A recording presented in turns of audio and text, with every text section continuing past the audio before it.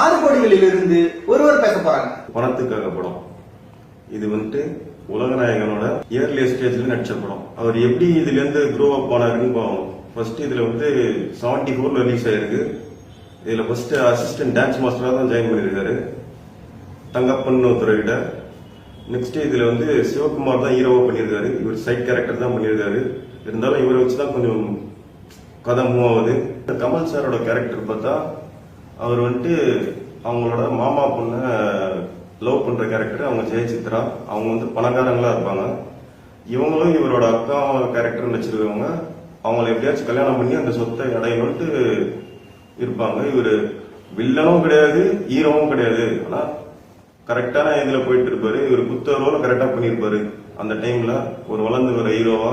இதுல என்ன சொல்ல வரேன்னா, கமல் சார் இதுல என்ன ரோல் பண்ணிருக்காருன்னா, ஒரு நல்லவனும் இல்லாம ஒரு கெட்டவனும் இல்லாம சராசரி மனுஷன் எப்படி ஒரு கெட்ட விதமா போயிட்டு லாஸ்ட்ல திரும்பி நல்லவனா மாறான். இதுதான் அவரோட இந்த படத்தோட கான்செப்ட். இத்துடன் இந்த உலக நாயகன் உதயபாரதி